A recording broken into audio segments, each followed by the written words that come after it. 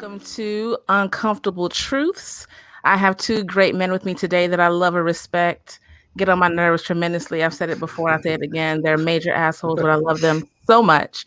I have with me today Mr. Howard Jerome. He is the CEO of Edwards Media Solutions and PureJayde CBD. Hi, Howard. What's up? How you doing today? And I have Mr. Reem Kareem Shon, CEO of True Digital Media, host, creator of International Reem Supreme podcast. How are you doing today, sir? What's up? What's up? What's up? Thank you for having me in the building. Absolutely. So today, I really want to dig deep into relationships and what they mean to us and what we like about them, what we don't like about them, how we have screwed them up completely, how we have been jaded in life about them. So let's talk about relationships. And Reem, tell me what you think relationships mean and what they mean to you. Relationships are two-way streets, whether that is a business relationship or a personal relationship with me. I don't believe in 50-50 or 60-40 or 70-30. I tend to believe that both parties, in some regards, in most relationships, should bring 100% to the table. This way, you leave it, all on the field. You put it all on the table, and you take it from there. Howard? So, like my man Reem, I think they are a complicated human disposition that we have. And I think they're sometimes a necessary evil, but also I think it's how we function as humans. That's how we get things done. I don't think that we operate on this idea that 50-50 is the way to go. And I don't think that's how this is that is at all.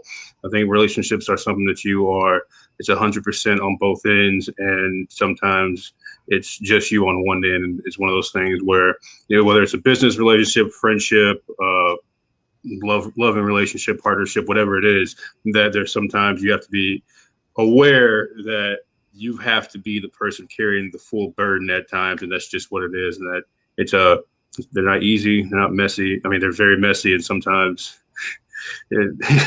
sometimes they're too much. But I think it's a very loaded question and a very complex thing to talk about. Yeah, I don't think it's 100% on both sides. It never can be. You know what I mean? I think it's more like when I say that. Correct me if I'm wrong, Shon. I think that you think, and I'm going to be just FYI to the audience. I've known Shon for a while, and Shon is what I was introduced to him as. So I'm going to go back and forth between Reem and Shon. So y'all just do your thing, man. Do your thing. But so when I say 100%, I mean that you have to know that you have to give what you can at all times, just not expecting the other person to just meet you halfway. Sometimes you're going to be the one that's carrying the relationship. Sometimes the other person's going to be there carrying for you. But to think that I'm going to wash the dishes half the time, you're going to wash them half the time, I think that's totally stupid. A totally stupid way of looking at that. And I agree with you on that. I think what I've learned about relationships is that I don't know what they really are because I haven't really seen a healthy one in a very long time or ever. And unfortunately, that has shaped all of my relationships. When intimate ones, I've come to have great friendships that I've had forever. But when it comes to intimate relationships, not seeing something that was perfect, which there is no perfection, but not seeing something that was good to mimic, I think that has really carried a lot into how I deal with relationships and what I try not to do. But I will say that I don't believe it's ever truly 50-50. I think sometimes one's going to need a whole lot more. You got to deal with it. And then then you're going to need some. I just hope they're not selfish to forget you in the long run. Sometimes we get so caught up. It's like, you need to come meet me where I am. And you forget that we have to meet each other. And that's even in friendships. We're not meeting each other. And that's where the big divide happens. So what do y'all think about that?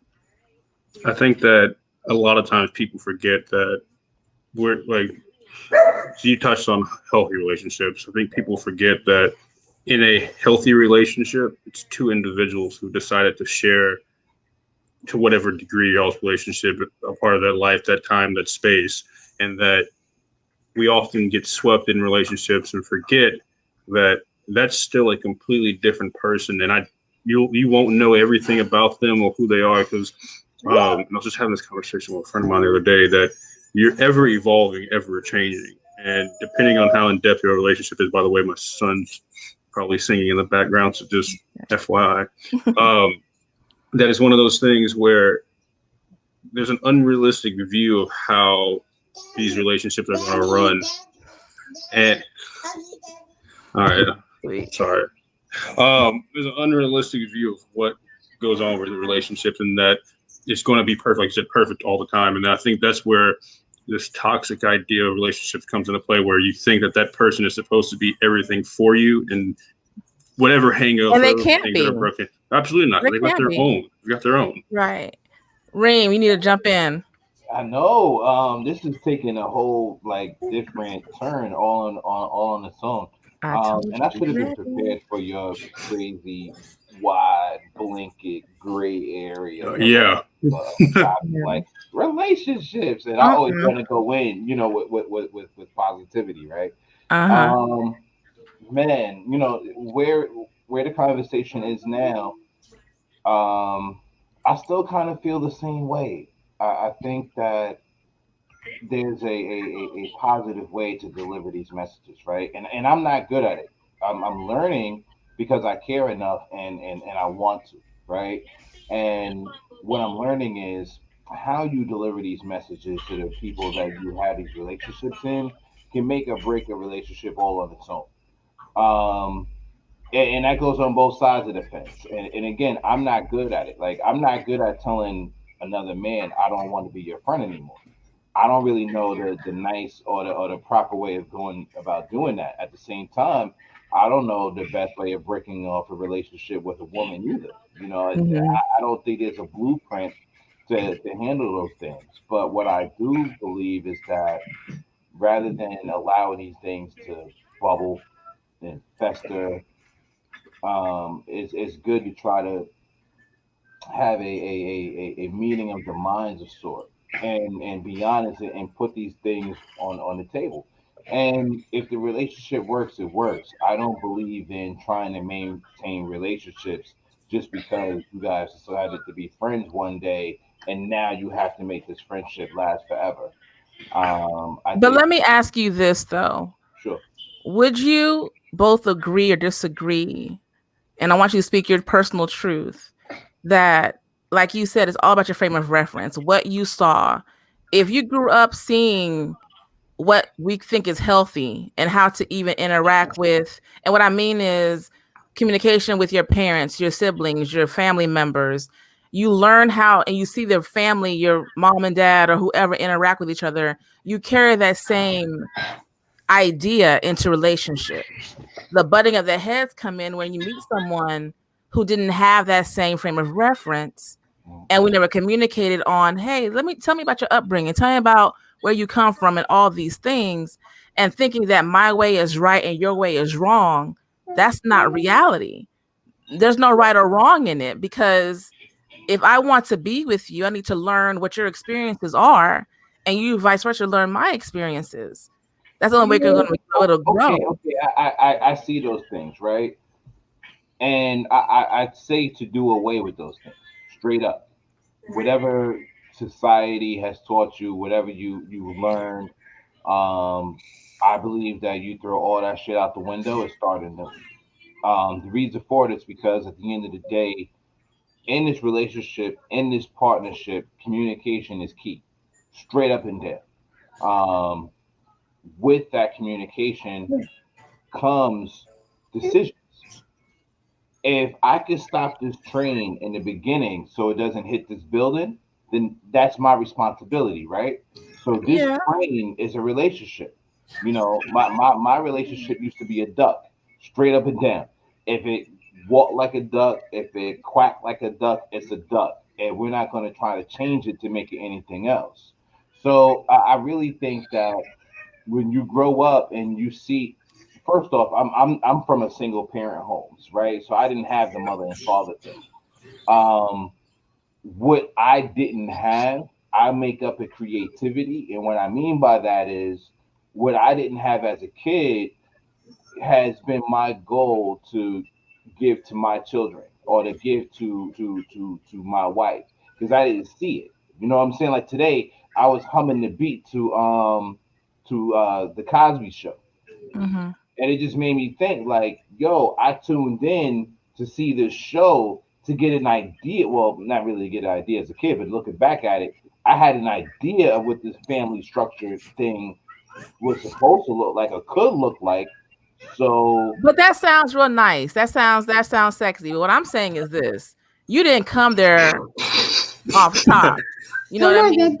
And we've all made some ugly choices and been overly emotional, made bad choices, didn't absolutely. go about things. We ended the relationships badly. We started them badly. So your frame of reference from a single parent home Uh-huh. is different. So either you're going to overly want that relationship and do all you can and give either too much too soon, or you back away and it's all you know.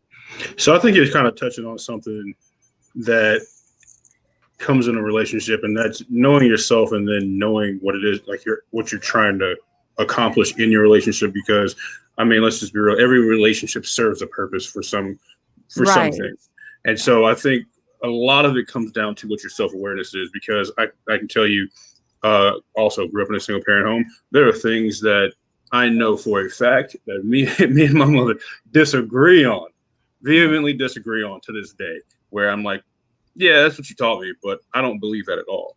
Uh-huh. And I think it becomes a choice to where as you grow up and you start forming your own ideals, you start having this perspective. You have your frame of reference, which colors the way that you view the world, but you start experiencing other people's walks of life. And it becomes one of those things where you become self-aware and then start being open to understanding something different. And so I think that's one of the biggest things. It's something that I see a lot now, especially because I mean, I'm 30 years old. I think that a lot of people my age don't necessarily try to go out of their way to learn about other people and their experiences. And I think that's why we see a lot of things with even just with friendships, people who have like these really shitty friendships. Like me and Sean, for example, me and Sean fight all the time. But one thing that I can tell you is that I don't have to sit there and worry about Sean festering on something. Like if I did something to offend him, I think there may have been one time in the 8 years that we've known each other at this point, 7 or 8 years, something crazy like that. It might be 6. It's over 5. In that half a decade or more that we've known each other, I know for a fact, not even say I think, I know for a fact there's only been one thing that has harbored and it affected our relationship kind of. To where we kind of, and then one day, just out of the blue, it was like, yo, man, I owe you an apology. And it's something that I did. And he apologized for me for not talking to me and telling me that, hey, we should have brought this up a long time ago. And so, and like when I said before we started this, me and Sean just got through cussing each other out the other day. Like literally 5 days ago. That's 5 days beautiful. ago. Yeah. And literally, I just sent him a message that, yo, you're full of shit, bro. And he called back and says, fuck you. And I'm like, fuck you. Like, do you feel that men and women approach relationships totally differently? No matter what the frame of reference, we approach them totally differently, and how we process them are totally differently. No. Not in most cases. Nope. When it comes to friendships, I think that men and women will approach them, handle them, and nurture them the same way, unless you're speaking about a relationship between a man and a woman. And then at that point, I think that we got to peel the onion back just a little bit more because there are different behaviors in different age groups that we would have to consider. So with him being 30, I'm 10 plus years older than him, right? I'm 40. And I respect women that date with a purpose. I think there's a very thin line between the gold digger and the gold reacher. You know what I'm saying? And I'm all for the gold reacher, baby girl. If you got a plan, you got an idea, and you're not looking for Mr. Perfect, but you have an idea of you're dating with a purpose. I can respect that. Okay, let me ask this question, and I want to get a little bit more personal. So, what missteps have you made in forming relationships when it comes to intimacy? What are your biggest joys and regrets? Nothing. Oh No. man, falling in love with the first Never made a mistake ever. Never. The lies. The I don't know what you're talking about. I'm done with this. Walk off, right? Yeah. Walk off. Sean, you want to go first? Yeah, I'll go. I don't know if anyone heard what I said. Go ahead. You know, tea in that cup. What I said was falling in love with the first piece of pussy I had. Now let me ask you. Let's work. Let's play with that. So, yeah. Child. I have to be careful. There's children present. No, he's out. You're good, and he can't hear you. Okay, good. So let me ask you this: why do you think that is? What in your life that was embedded in you and that you saw growing up about relationships will make you fall in love with the first piece? You know, that's a really good question. So let's open that door.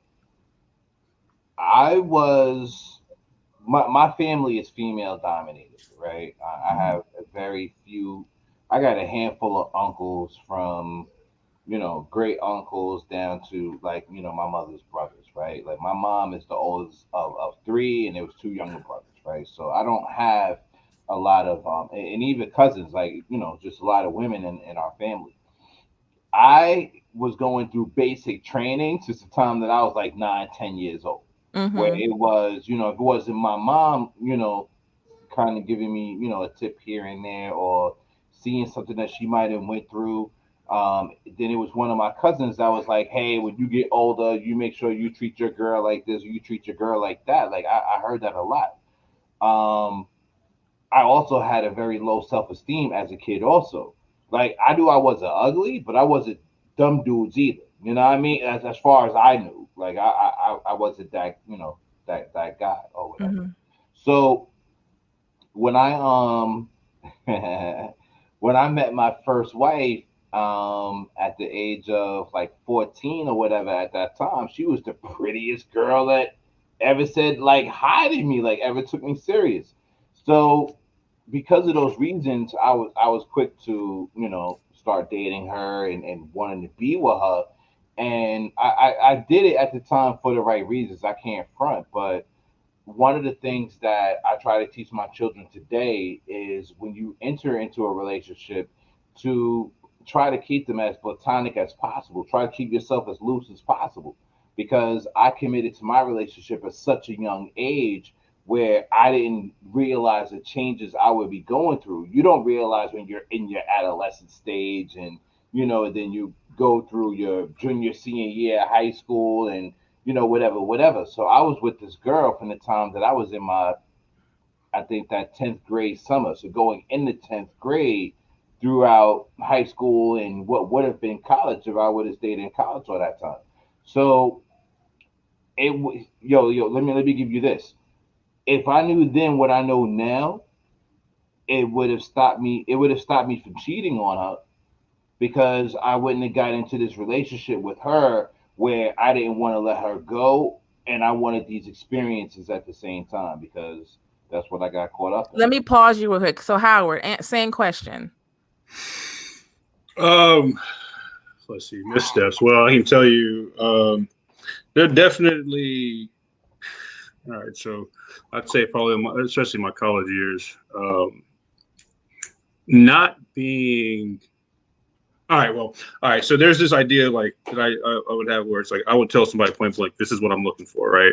Right. But and this is why I'm so big on like self-awareness in a relationship, is that I could see things as they were progressing. Like, all right, well, this is changing, and not being active to the point where I'm like, all right, we need to check back in and say, hey, again, this is where I'm at. And then if that were to occur, being like, yo, well, I'm still smashing. I'm being honest, but I'm not like letting her realize I'm dead serious, and that there's not, hey, we're about to start being boyfriend. You were and girlfriend selective with the thing. information that you were selective with your No, information. no. What? No, not that. It's just that. All right, so you can tell somebody, hey, this is what I want, and they kind of like, oh yeah, whatever, and talking to them in their head, it's like, oh well, I can change that, Oh because yeah, absolutely. and I say that because for the most part, most girls I've dated, they don't really have confidence issues. So when they meet me, I'm a decently confident guy. It's kind of like he's just talking shit right now. He doesn't fully know what it is that I'm bringing to the table, and that in the past for me it's kind of been like, because growing up I wasn't really I want a relationship type guy. It's never been what my goal was. And as a single parent home, I've kind of just see kind of the devastation. I've always seen the negative side of it, right? As I've gotten older, I've seen what the positives are as well. And so I know that like the biggest thing I'd ever say is like, just not sticking to my guns or sticking to the boundaries. And I would say that even in relationships, having boundaries that you actually stick to, because one of the things that I've learned is that if you lose yourself in a relationship or you start compromising your individuality too much, you start growing resentful of the other person. And I wouldn't even say, not even necessarily, but it starts like being something that just triggers you, and you guys get into arguments about stuff that doesn't make sense. So, and I think it happens a lot more than people realize, that boundaries are something that you really, really, really have to set and stick to. Like, you have to know your own boundaries and know what is uncompromisable for you as an individual before even trying to build something with someone else. Because I mean, I'm huge on individuality, and it's one of those things where if you don't like yourself going into this, there's been things where I've known that I've been like, I guess this is negotiable for me. Like, I don't necessarily have to be like, all right, it's like, I know this is what I want, but maybe I can deal with this later, or we can go back to this. And even like with younger relationships, older relationships, all that, it's stretched the gambit with me, because I've dated girls older than me, dated girls younger than me, and it seems to be one of the things where I'm like, that's the lesson that I've learned, is that I really, really have to stick to what it is that I know that it's important for me to do for myself and my sanity. Because after a while, it's like, all right, I can't do this anymore. I can't keep compromising with you on this type of shit, Right. Let me ask you this. Let's go back to what both of you said, because what's really interesting is you both come from a single parent home, female dominant home. Yeah. Howard, you took the road of, I don't want this shit. Listen, I'm just trying to have a good time. Get in where you fit in. I'm not really trying to do anything serious. If you fall in love, that's your business. I didn't tell you to. And then Reem, you took the route of, you wanted family and companionship, and that so badly, you hooked onto the first thing. And no matter what, good, bad, or indifferent. Nah, that's not true. I didn't want the whole family thing. You gonna let me finish? True. Okay. But what I'm saying is you were 14 years old. You may have stepped out, but you held on to that person real tight. And a lot of times what we do is what we were not getting at home, we either hold on too tightly to get, or we reject it. So I think it's a little bit more complicated than that. It can be. Because I'll tell you, so me and my dad have a terrible relationship. I don't understand. Yeah, we don't talk. We don't talk at all. And I've got a lot of siblings, and although my relationship, my family is female dominated, I've got a bunch of uncles who have very successful marriages and all that. For me, it wasn't more so I don't want the family, because there was this running joke that I was always going to have a kid, and you can see that came true. Like, I always knew that, right? But it was more so that there's just a lot of, I was motivated by the fact that I know that the majority of people in the world don't experience the world. And my view on this was more so, and Shon will tell you from me working with him, that a lot of times there's relationships, and then there's what your bigger goals are in life in general. Because again, going back to this idea of individuality, there are a lot of things as an individual you just want to do and accomplish. And so my perspective was always, once I got out of being a jackass, it was there are still a lot of things that I just want to do. And the complication for me was that when you're having a relationship with someone, if y'all's ideals don't necessarily match or even come close, which comes back to this boundaries thing, then you start giving up a lot of things that you know are at your core are very important to you. And so when I was younger, that was always something that stuck out to me because I would hear like family members talking about like my mom, being single or having a boyfriend and being like, all right, well, this is what we're done. My mom loves to travel. My mom likes to go to random countries, go on these tours, go look at stuff, see the pyramids, all this wild shit, right?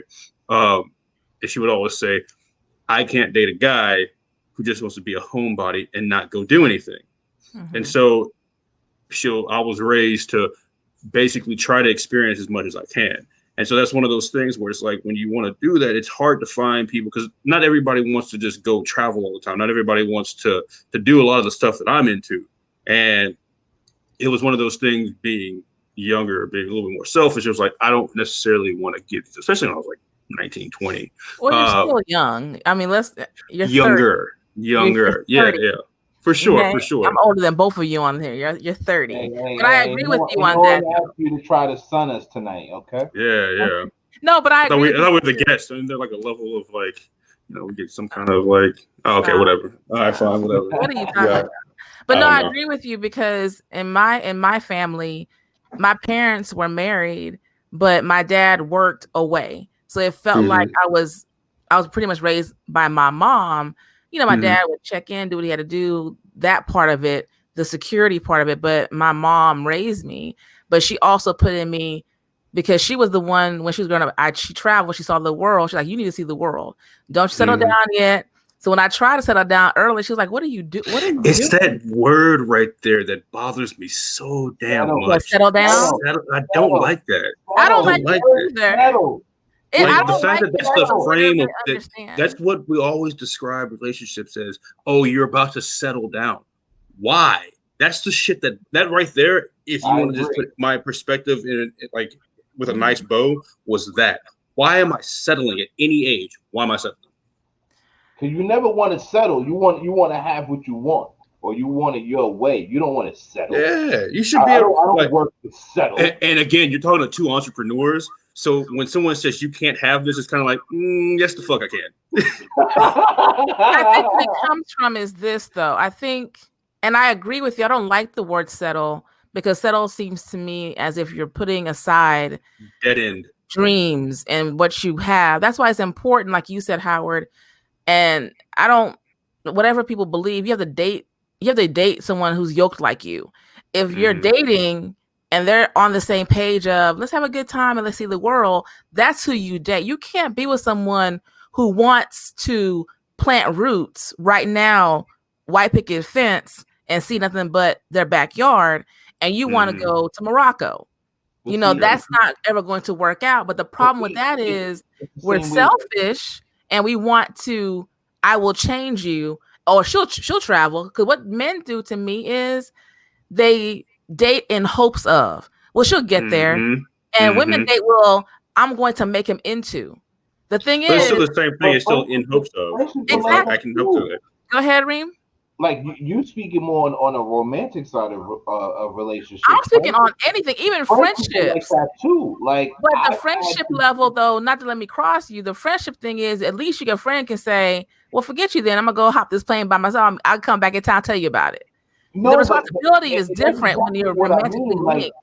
That shit gets so fucking watered down too. Whereas I done did laps around you as many times as I done invited you and given you that pass of, nah, I'll tell you about it when I get back. But it gets to the point where it's like, you know what? On everything I love, I had a God blessing of a 2018. I already know where this is going. I had a God blessing of a 2018. Okay. And I so bad wanted to post on Facebook how I wanted to hang out with my friends, but my friends couldn't hang out with me. You see what I'm saying? So it gets to a point where just like you have goals, I have goals too. And I believe you're only as good as the circle of people you keep around you, straight up. If you hang out with a bunch of drug dealers and killers, you're going to be a drug dealer and a killer. If you hang around a bunch of entrepreneurs and investors and real estate moguls, you're going to be one of them. It just happens. Someone's gonna pull you along, pull you up, or hold you down in that circle, regardless of what circle that you have. And sometimes it's up to you to cut that fat. Where it's, look, you ain't really holding me back, but you ain't moving me forward neither. And it's like, I gotta And it go. kind of goes, and it's like a two-sided thing with that too, because your friends who are on that other end of like, you're out here excelling and all this, and they may be in their mind being successful at the level that they want to be at, but then kind of think that, oh, well, this person's changing, this person's getting bougie, and then they start feeling the same type of energy. And I've On a different end. On different ends. Yeah. But I think your path just start diverting. Here's a drink to all the bougie niggas. But no language. Oh wait, so no, you can curse all you want, but okay. But what I'm saying is this though, when it's with friendships, like y'all been friends for years, you fuss, you fight, y'all still good because y'all have an understanding. But if you're intimate, as y'all both know, one's married, one is not. It's not as easy when the relationship's growing apart, or is no longer growing together, or even accepting of, you know what, I like your changes. Do what you have to do. I accept you. I'll still be here. That's the thing. Some people don't understand. I think it comes with but I think that again, it comes down to being self-aware and also being able to set your pride aside, or knowing that this is what this person needs. And I'm glad you actually brought it up that way, because one of my uncles who's been married for 30 plus years. Mm-hmm. I've got two uncles who are both been married for over 30 years, right?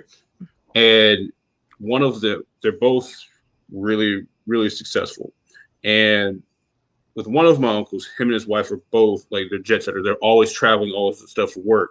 And then when I go and visit them, they go do their individual things, and it's never a controversy. And I know it's not, because I've been told as a younger adult, this is how you have to look at these types of things. I'm talking about one of my uncles was proposed to back in like the 70s or 80s. And it wasn't like, hey, marry me. It was, hey, we're doing this. This is how we're looking at this. These are our finances. This is the projections that we're on. We should go. It makes more sense for us to be together as a couple than it does for this. And he was like, I guess you're right. And then they got married. They've been married ever since. And I know a lot of people like that, though. I know a lot of people like that. To me, marriage is a business deal. Relationships are a business deal. It's all about, at a certain point in life, this is my truth, a certain point in life, the age that I am, you have to look at, okay, all that I've got going on, what do you have going on? Will I even benefit you? Will you benefit me? Are you okay with all that I have going on separately? And we have our time, we come together and do what we have to do. And there's no conflict.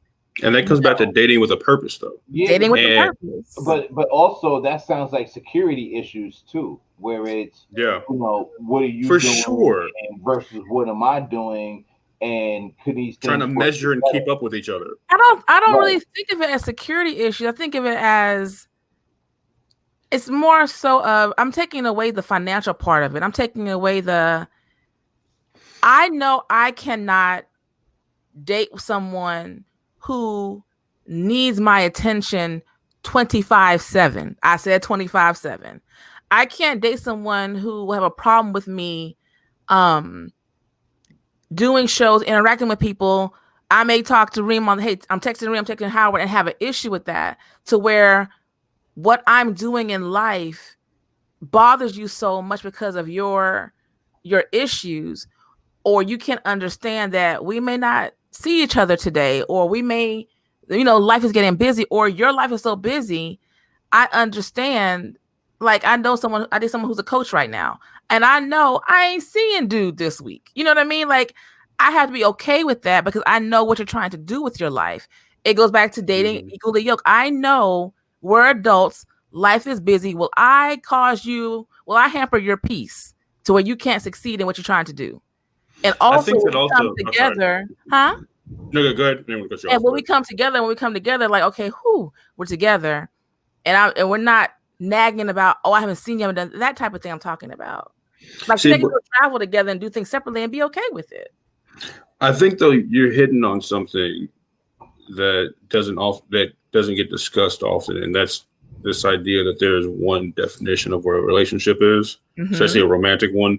And I think that everybody, especially, I mean, we grew up in the Disney era where we're made to believe that at 25, you're going to have everything figured out, ready to settle down, get that white picket fence, your Prince Charming or your That's the princess is biggest going to fucking come, lie.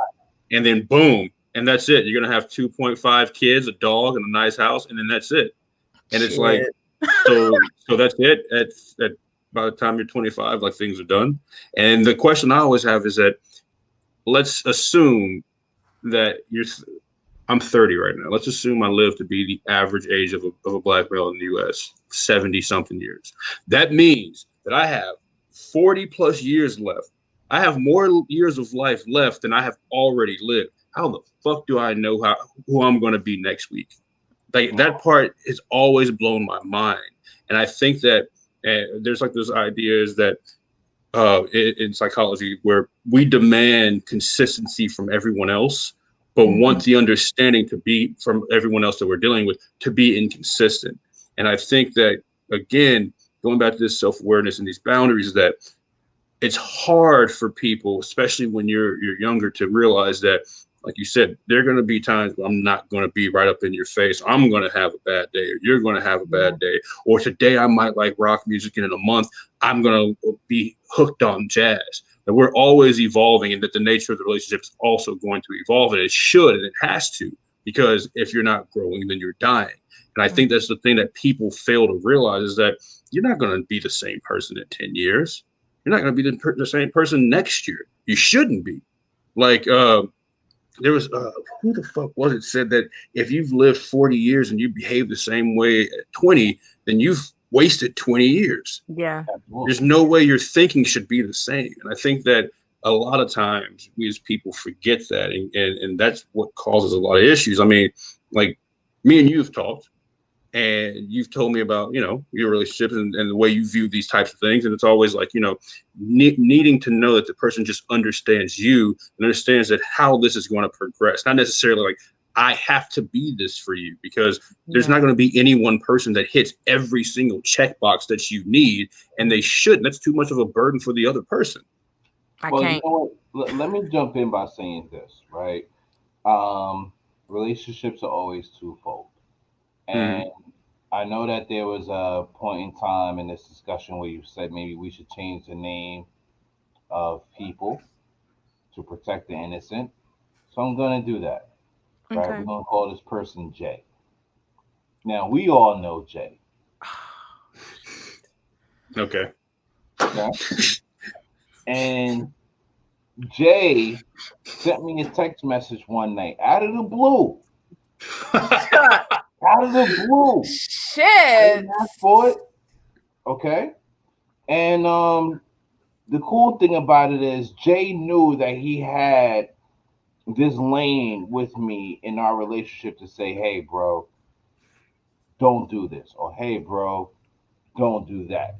Now, I done went to this person straight up fucked up, bawling, crying, fucked up, like, yo. So Jay hits me out of the blue, like, hey, if you need someone to talk to, you can holler at me. I didn't put the phone down. I didn't change the channel from MSNBC to CNN. I hit him back immediately, like, yo, no doubt, because I was going through some shit. He ain't hit me back. Now, I'm that motherfucker who will ignore your phone call and post a tweet in a heartbeat. That is me. Yes. I'm also that motherfucker that. I mean, you are. Nah, Yeah. I'm also that dude that after I swipe your call and do my post, I'm gonna hit you back. In this experience, he never hit me back. I sent him a text, whatever. And I'm not that dude that's going to go online to see if you made a post rather than calling me. I'm just going to say in this story, I realized he made a bunch of posts and didn't call me. Now, Jay also has a relationship with my wife, right? So he can hit me up, he can hit her up or whatever. make a long story short, I decided to terminate our relationship instantly. Now, I done been to Jay's wedding. Jay done been over here for family functions. And the reason why I took my axe and I cut his fucking face off is simply because you don't play with my emotions if you're my friend. You don't say to me, hey, I'm here for you. And when I go to check in, you ain't there. So for me, I'm a Scorpion to whatever you heard about Scorpios, Froze. that. With that, I decided to terminate our relationship because it wasn't the fact that you didn't answer the phone. It's the fact that you didn't even send a message after my message to be like, bro, I see you. I acknowledge you. Because you reached out to me. You know what I mean? So if you reached out to me and I go to check that box and you ain't there, Let me then ask you this though. Let me ask you, why do you think you are the way? Why are you like that with friends? Huh? Why are you like that, do you think? Why am I like that? Yeah. Oh man, principle goes really far with me. I would cut my nose and spite my face over principle, straight up, straight up, straight up. I am heavy, heavy, heavy respect and honor, especially amongst my brothers. Like, with women is one thing, but with men, it's a whole different other card. And I give out what I tend to expect back. And I will say this, I'm the same way. I'm real big on, the two of you know me fairly well. I keep to myself. I don't cause any issues. I roll by myself. And my word is my word. I'm there for you. I'll be there for you. You tell me something, now it's mine, it's a lockbox. So if I'm always giving to people and I'm always being there and it never gets returned, I have no problem. My cold shoulder game is sick, and I'm working on it. I mean, it is, and I'm like, and I have no problem saying, I don't fuck with you. The world may not know that. There are people you can probably, I can give you references like, yeah, Erlene said that. I don't fuck Yeah, with you. but see, I take things a step further. If you play yourself with me, I am going to help you to realize you've done that. So let's protect another name, right? Let's use this character Howard's like, name is oh Sue. Lord Jesus. I This already know character these name is things. Sue. I know all of these things already. Now, Okay. That's the funny part. That's why I'm laughing. she and I have been tight for over 10 years.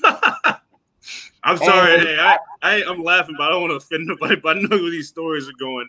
And the thing is that we've had these conversations, and I actually understand and agree with where he's coming from on these things. And we are very different temperaments in this shit. But one thing that you'll notice in these stories is that you have people who are going through the motions, and that's the fucking thing. That you got limited time. And if I don't ask you for something and I don't tell you I expect this and you offer it, and I say, yo, I want that, and then all of a sudden it's maybe I didn't mean it that way, then fuck you. Because I'm with you. I'm the same. a relationship again serves a purpose. It's a complementary thing that you're bringing to something, and whether it's transactional, emotional, whatever the hell it is. And if you're not fulfilling your end of the bargain, then the relationship should not exist because, again, it's just bullshit. Like there's just wasting time. It's like when you have friends who aren't going places with you. Like you said, you are who the people you are around, and if they're not providing and upkeeping their end of the bargain, then why are you still wasting your time hanging around those people? I've got friends now who I have zero problem with at all, but if they're like, let's hang out, I just don't respond because it's like there's no point. There's nothing I'm getting from this. There's no growth. I don't really enjoy the interaction in the first place. Not because you're doing something that bothers me. It's just we're just in different places, and because we're in different places, there are other ways I'd rather spend my time, whether it's on my business with people who are meaningful in my life.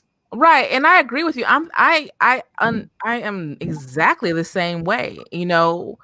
At some point, friendships do grow apart, and you still love and care for that person, but there's do you though? Yeah, don't even answer that. No, it's true, and you realize that now you have those sections of friends. Now you have the ones that are with you here, and the ones that are still here. I love you. I'm gonna check on you, but we're really not gonna hang out. You know this. But I still got you. Like, you still know. At the end of the day, I have friends where I know we probably will never really hang out like that.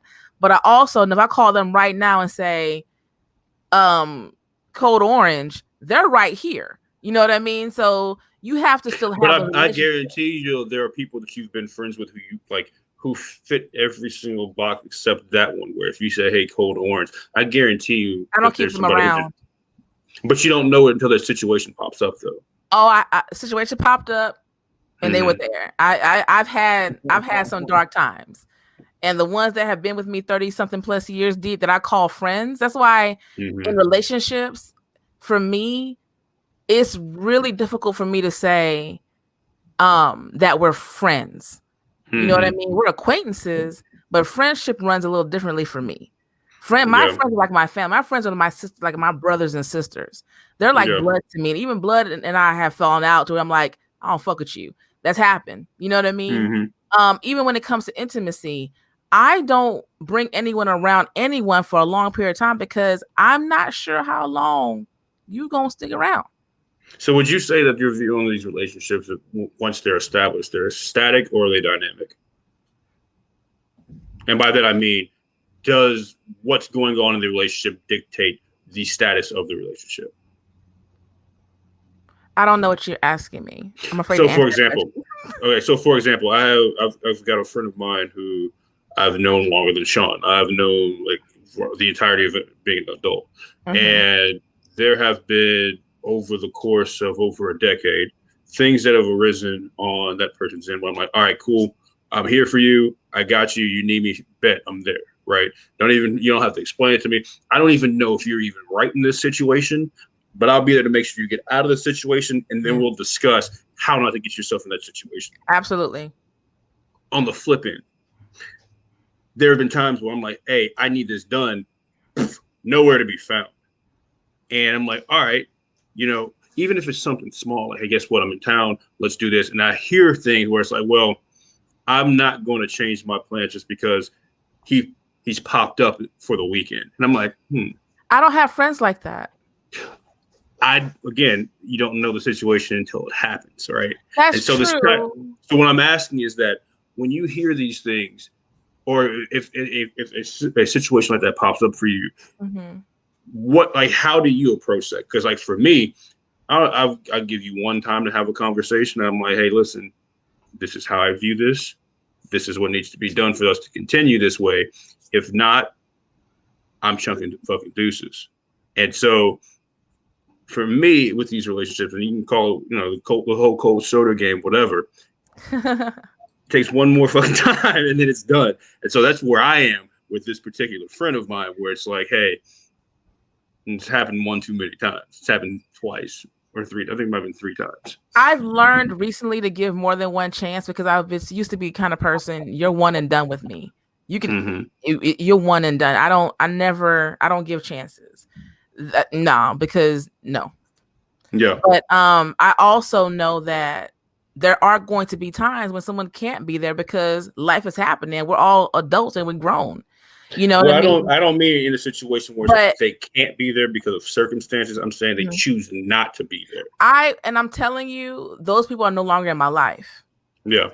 Okay. Because I know how to easily eliminate that. Because one, for me, I gauge it where is if you've called on me and I've been there for you, I'm more than one, because I don't call for help. I'm hard-headed. I don't call for certain things. It's that Capricorn.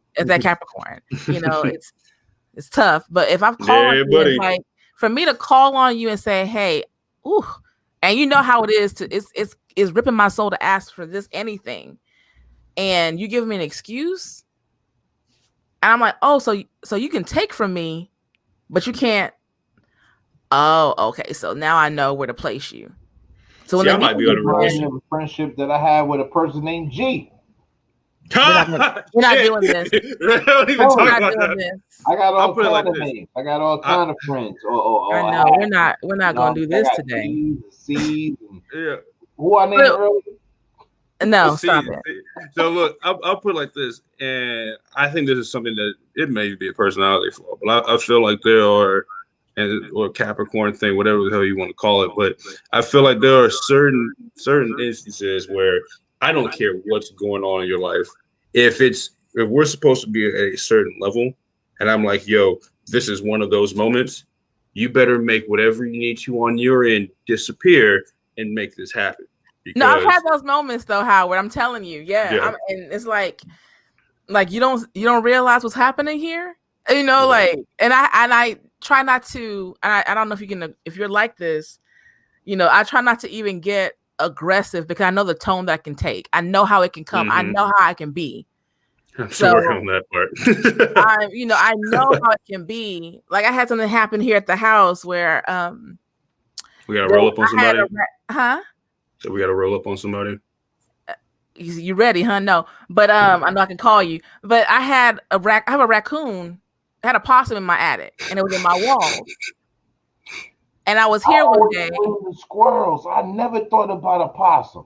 Oh no! It was a possum because they came and they found the footprints in the attic. So I'm in the living room, and I'm hearing like in my wall. I'm thinking that's not the roof. That's not outside. Yeah. So I grabbed my machete that's sitting by the front door. I'm like, this is Walking Dead. I'm in the middle, like, you know, what I have to kill. I call someone. My sister didn't answer the phone. That pissed me off automatically. How are you not answering the phone? I'm mad she didn't answer the phone. I call someone.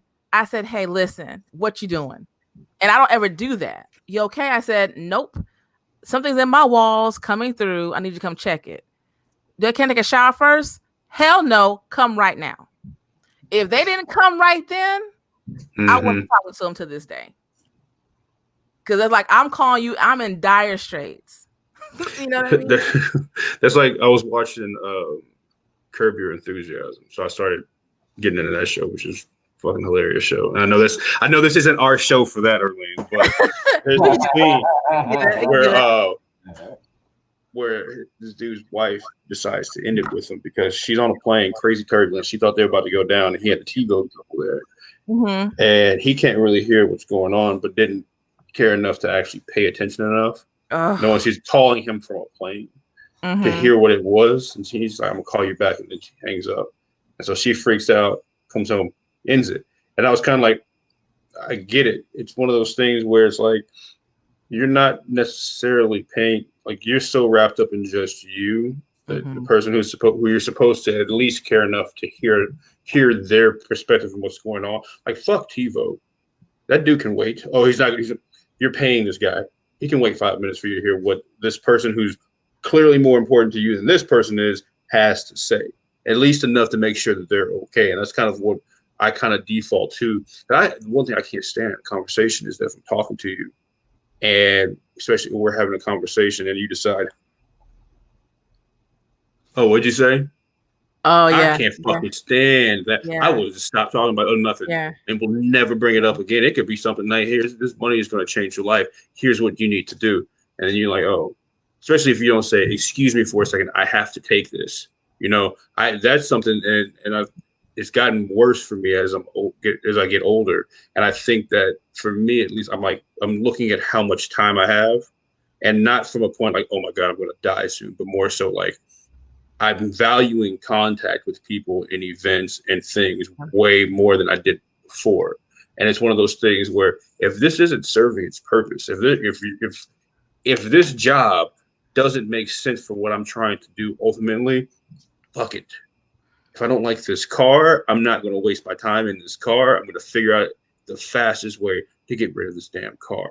But let me ask you this. Do you think we all have the capacity for that type of thought? I really feel some of us truly, in my 40-something years of life, I have come across people that I think truly, like, they don't know, it's not there. That they're not for you. Right. But I'm just thinking, like, it is just, they cannot think outside of that silo of I got to take care of me. I can't worry about you right now. Well, I guess the motivation, it depends on what the motivation is, because at some point or another, is this your disposition, or is this an excuse for you not to have to do the work it takes to maintain something? Because again, relationships aren't easy.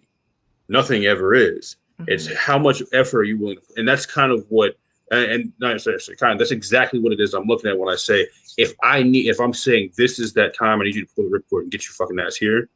And I'm telling you this, and people, and because you've had history with me, that this isn't what I do. I could have a broken leg, and I'm going to tell you, no, I'm good. I'm going to walk. I don't need you to support me on this. And I'm saying, I need you to support me. You know this about me, and you can't be there.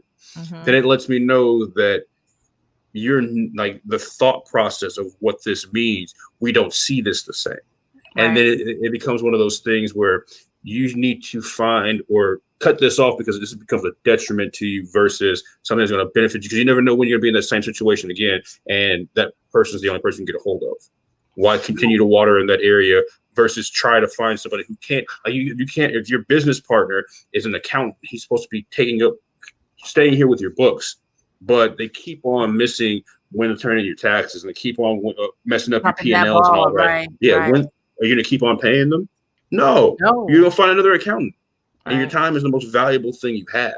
And you can give as many warnings and as much leeway, but sometimes when it's just, hey, this is not working. And it doesn't necessarily come from a place of hostility. It's just, you have two completely different worldviews and perspectives. And that's not placing a value judgment on one's better than the other. It just means at your core, at the fundamental, y'all might just not be the same or compatible. You might just be completely different. Like you say you're a giver. Well, but you also know that you don't want to be giving with someone who's just taking. I'm sure there are plenty of people out there who that dynamic works for them, or that they have a higher capacity of being taken away from before they reach their breaking point. Or there's people who don't give at all, and that's just kind of like the dynamic. So I think it comes with finding where you mesh it with people. Like me and Sean are very much big assholes, right? And we butt heads. I agree. The majority of my friends, though, are like that. But one of the things that allows our relationship to actually stay there is that, again, I text this fool out the blue and say, yo, you're full of shit. We hadn't talked the entire day. We hadn't talked for a few days. And the first text message, I say, yo, you're full of shit. And his response is fuck you. There's no, I don't like the sugar-coated information.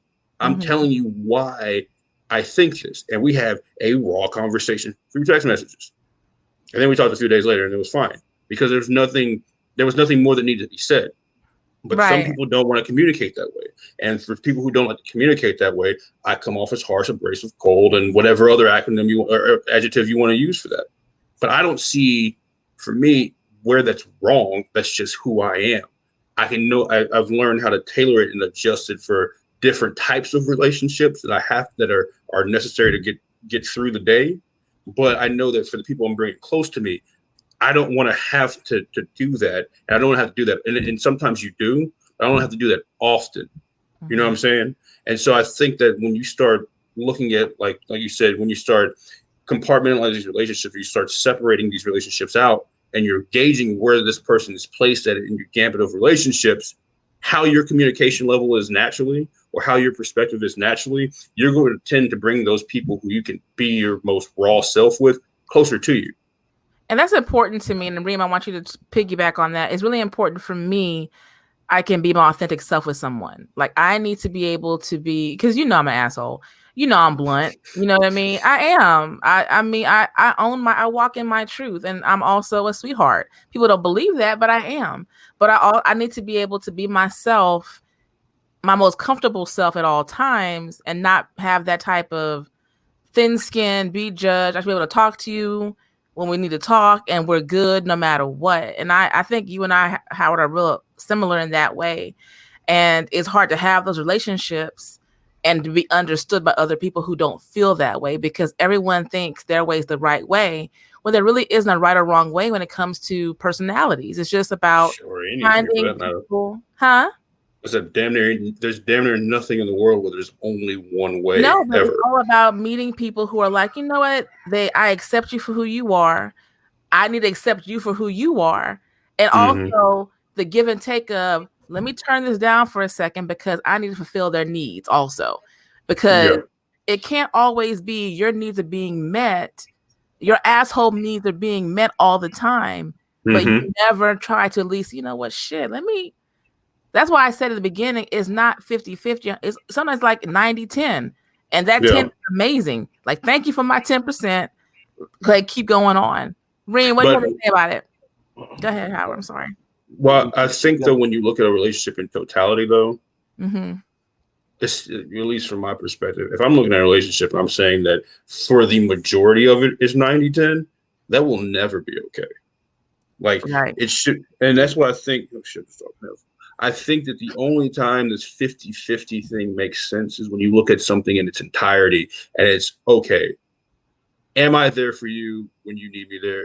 Are you there for me? Or for the most part, am I trying to meet? I'm not going to always meet your needs. I don't think it's a hard percentage, but I think the understanding should be is this person putting in the effort to meet your needs in the way that you want them to be met, not what they think they should be met as, you know? Right. Are they trying to be there for just you? Are they trying to do this just for you because that's what you need? Or is it this is how I'm going to do this for you, and this is what you should accept. Reem, That's kind of yeah. jump in. I was trying to a while ago. Stop it. Um, Oh, man, Stop my it. bad. we didn't cover so many bases. Is crazy. What I wanted to say a while ago was really simple. I don't know if people have the heart to cut off a relationship. I think that some Mm, people will just take it and in hopes of it being better or in hopes of it coming to an end of its own. um I've been a person that's always tried to strengthen a relationship before I cut it off. um I think that one of the things that has helped me and Howard with our relationship to stand the test of time that it has is we always had a respect for each other's boundaries. Um, and we always had a high respect for each other, period, outside of everything else. And we've always decided, not decided, but we've always dealt with each other head on, no matter, what it was. Literally from the first minute that we've talked. I always admired him because I always felt like he was a few steps ahead of where he needed to be. And I would, the judgment free zone, but at this point, I would judge those moves that he made based off the situations that he was in, whether it was a personal relationship, a business relationship. And I can't front, as much as I don't want to judge anyone, I tend to judge people by how they handle their business, you mm-hmm. know, and I have nothing but high regards for Howard, and that's why I'm not even calling him Jerome right now. But Calling him a professional name. word, right? But honestly though, I don't know if people value themselves to stop and pause enough to say, "Hey, this relationship is hurting me. I don't want to do this anymore."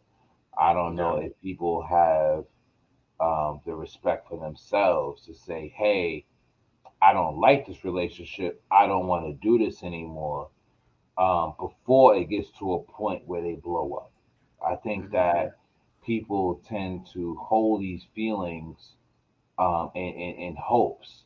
I think that hope is a negative word. I think hope is a whack word. I think hope sucks.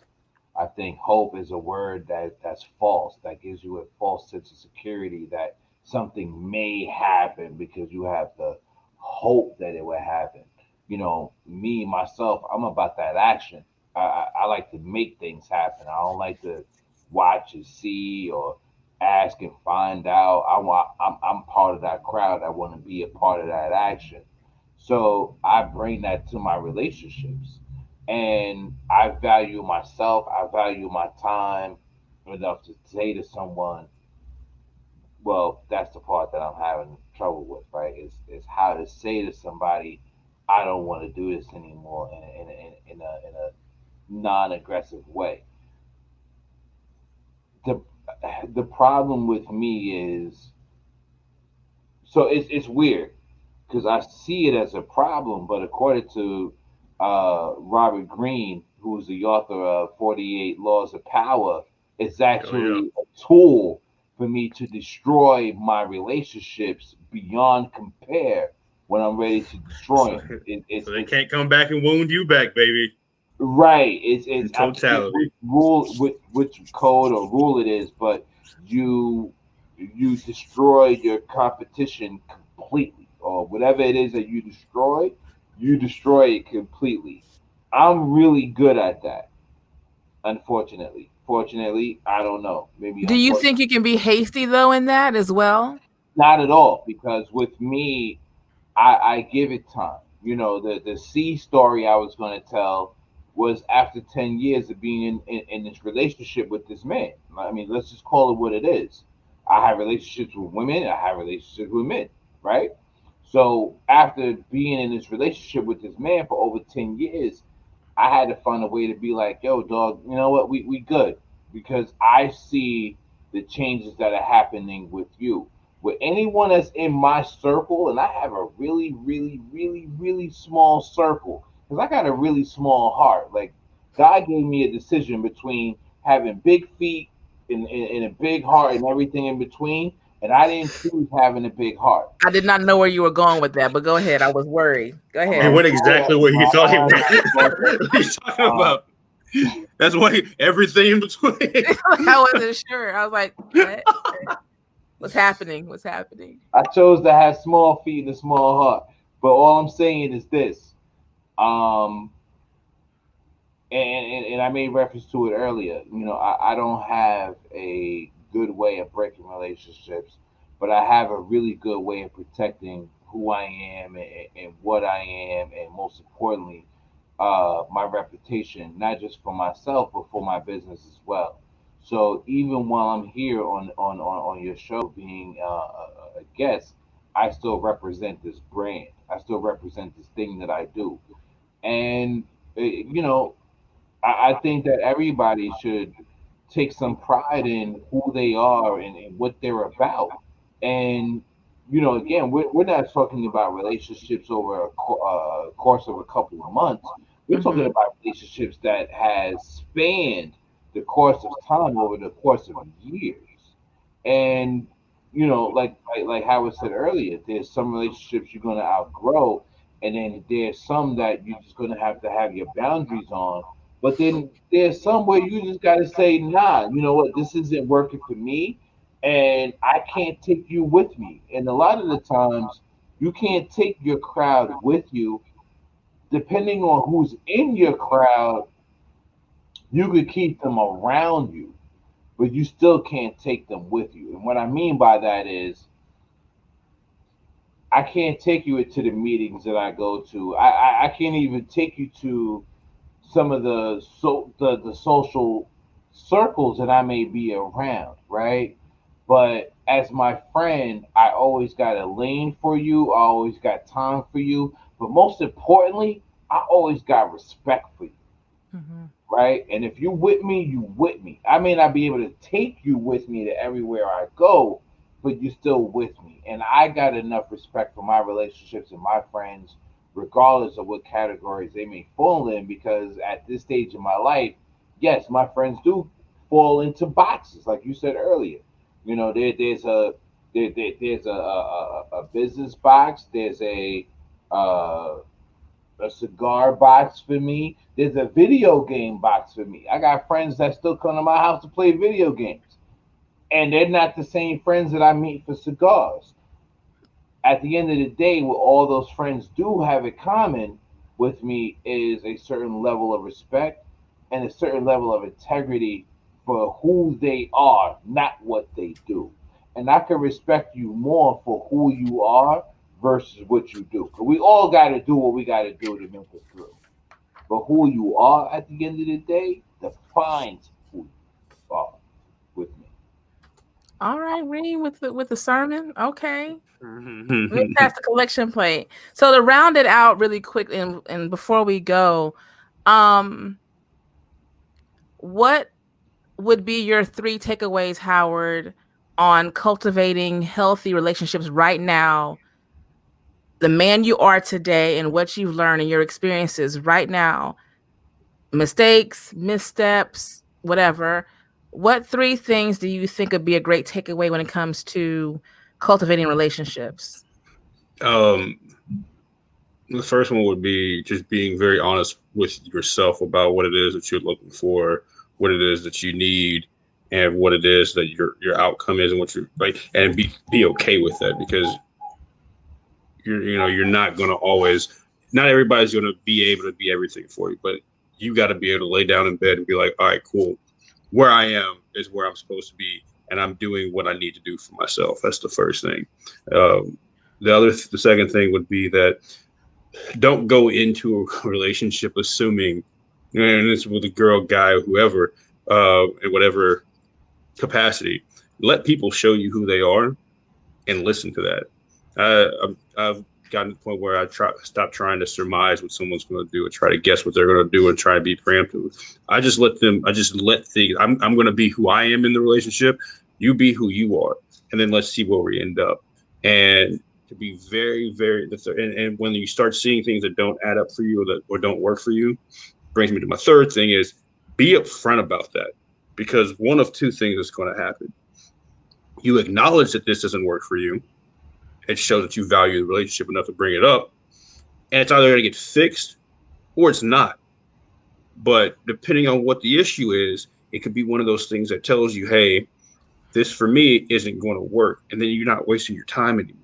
Whether it's business, romantic relationships, whatever it is, it could just be some damn stranger on the street because depending on what the degree of the relationship is, in that interaction, you'll know what you need to do, and like you can cut that shit off quicker because at the end of the day, we have a finite amount of time we're going to be here, and I know I'm not trying to waste any of my time.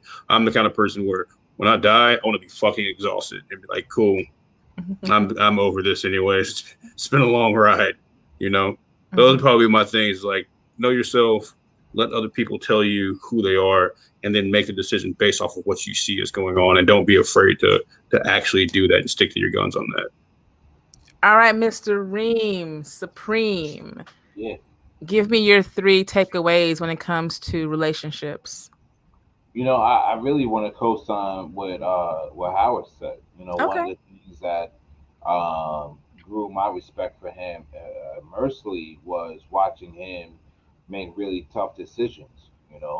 I seen men that would have folded under situations that he was in. I see men every day that would have catered to situations that he decided not to, and I really thought that was dope. For me, I'm gonna say be brave enough to be who you are and stand on that shit. Whether it's sunny or whether it's raining, just be who you are, and know that it's cool to draw lines in the sand, what we consider to be border lines. Set up your borders, and I also feel like you know you take your time with relationships, whether they are personal or business.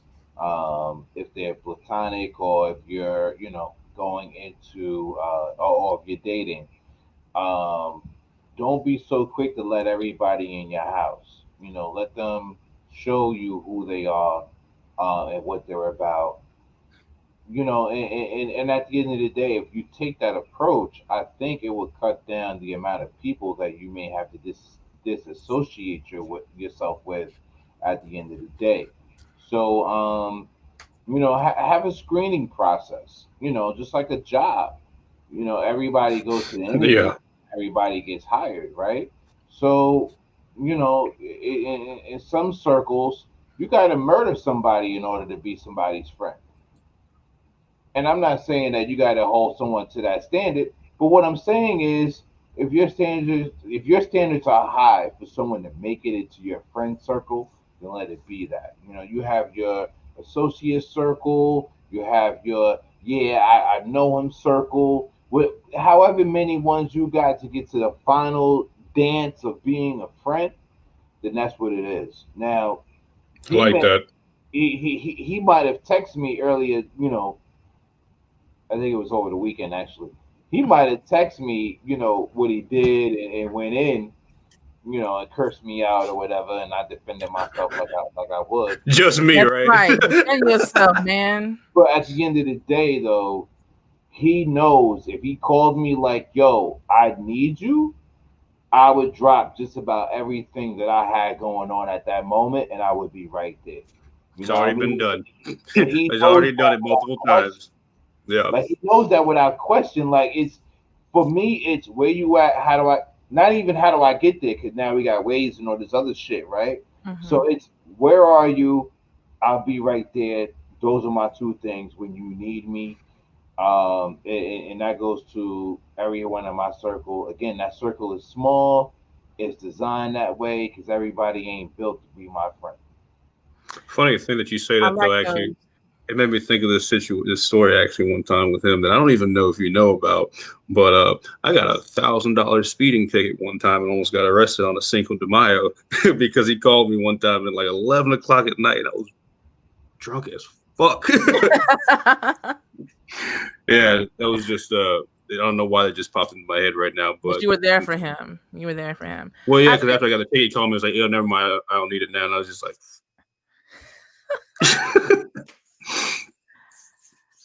I think we lost him. did we lose Reem? I'll add him back in. I'll leave him there circling, swirling. But I would say for me, the big takeaways for me would be don't try to change the person, uh, Hmm. change others to fit your needs. That doesn't make any sense. It's never going to work out that way.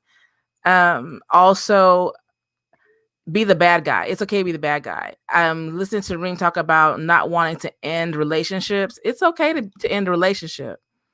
And I think a lot of times, I think men go through this more um than women. They don't want to be the bad guy, so they just endure for the longest and they end up like cheating or just being unhappy because they don't want an argument, don't want to start over brand new. And I don't want to be the bad guy because so many of us wear this fake mask and you have to live up to that fakeness that's not really who you are. So you can't be the bad guy. And it's okay to be the bad guy, even in friendships. Like, you know what? This is not working anymore. We're really not, our friendship ended 5 years ago, 6 years ago, whatever. So it's okay to be the bad guy in situations. And I agree with everything you say. Be upfront, be honest, and be true to yourself. Absolutely. So that's going to be it for Uncomfortable Truths.